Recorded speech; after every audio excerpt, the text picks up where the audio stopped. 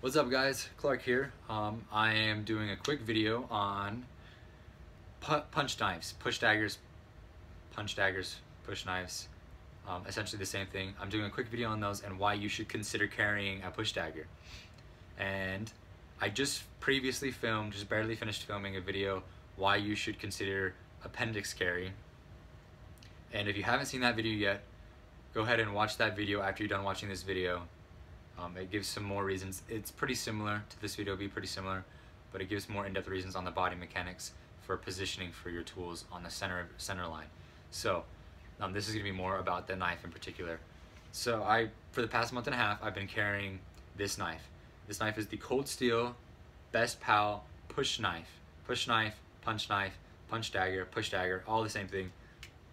This one is the Best Pal, and it's actually no longer in production as the Best Pal. This knife is still being made, but is now called the Urban Edge.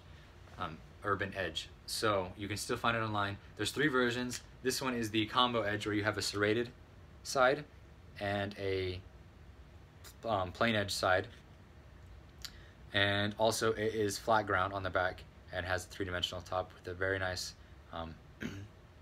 center. All the knife terminology that I know is slipping right out of my mind. Anywho, flat ground on the back, flat on the back side, and then a 3-dimensional top. And actually, this is more beneficial to making this blade sharp. If it were to be 3-dimensional on both sides, the geometry of the blade would be wider.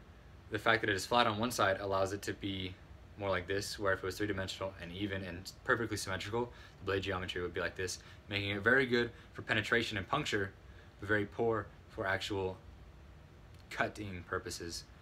This knife also is perfectly fine at penetrating and puncturing as it is, but it also has a very sharp edge. So, like I said, it's available. You can get it from like Blade HQ, Bowtac. Pretty much most knife places will carry or sell online will sell this knife. I actually just barely replaced this knife with Cold Steel's Safe Maker 2, which is extremely similar, and I'm going to do a review right after filming this one, or a review and comparison of these 2 knives. Unfortunately, this knife is no longer in production. I ordered it off of Bowtac Tactical last week. There was 5 in stock.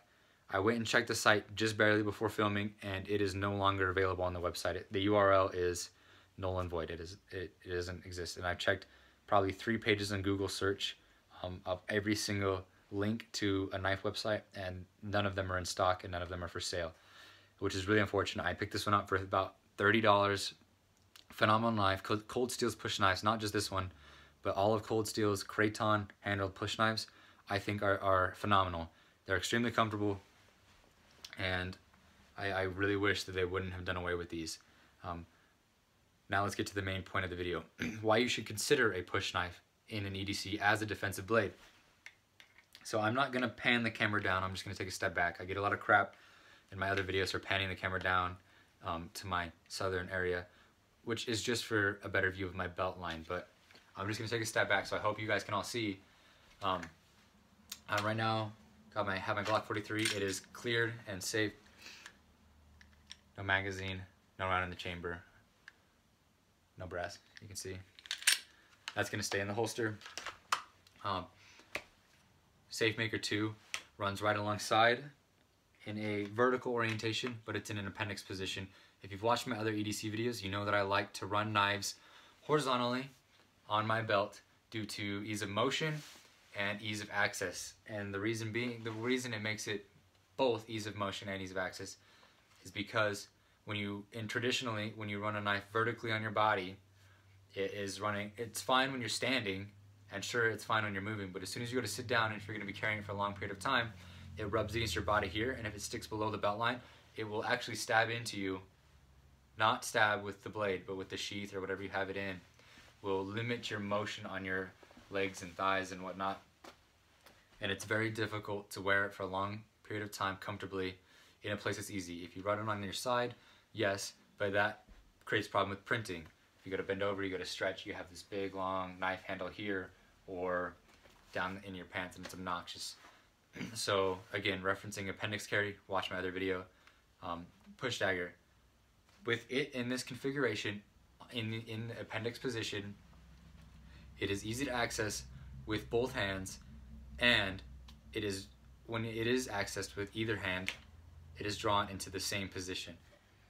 A knife that is comparable in functionality would be the Benchmade SOCP, because it's the only part of that knife that is visible and accessible is the ring, meaning when you index it, you draw it in the same manner. I wish I had it with me, but you draw it in the same manner, and it is in the same grip.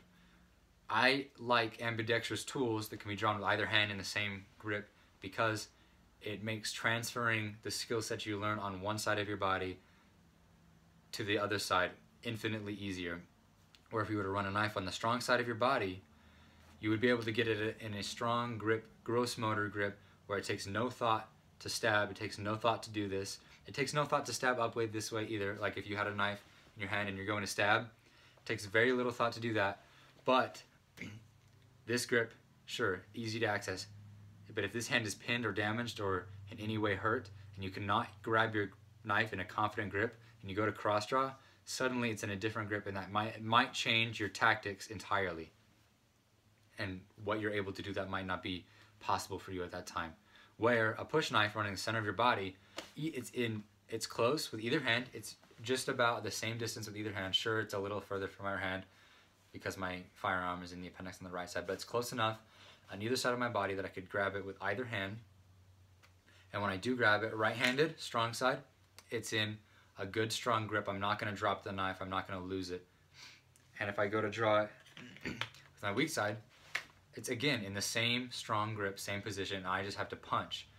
And I don't think it gets much more gross motor than a punch. It doesn't take any fine motor skills. It doesn't take any cognition, or you don't have to remain cognizant. Like, you can be in a frenzy and you can be overloaded with adrenaline and with a bunch of other, you know, neurotransmitter, neurochemicals that are going to cause you to have more difficult making those decisions under a combat stress than being able to draw and punch. It's really simple. If you can think enough to draw this knife and get it, you've succeeded. You have the blade in your hand. You don't have to think about tactical points of you know, contact. You don't have to think, okay, throat, eyes, you know, any other arteries in the body. Like, it's just punch. It's just go. And it's really simple. It's really easy to do. It's really easy to learn how to do. If you know how to punch and you know how to grab this knife, you're done. That's it. You just go. So, those are some points as to why you should consider carrying a punch dagger as your defense, or as your defensive blade, if you choose to carry a defensive blade. I recommend carrying a dedicated defensive blade, and I recommend that it's a small fixed blade.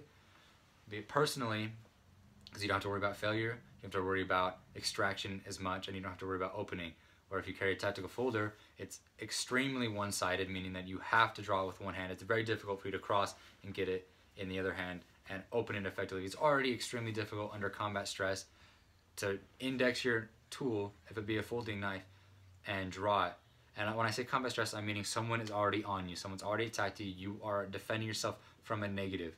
It's different if you have time, you see a threat coming, maybe it's not directed at you, someone's attacking someone else, and you decide, yeah, I'm gonna go help him, let's go. That's different. That you have enough time likely to draw a folder, to go crossbody and draw.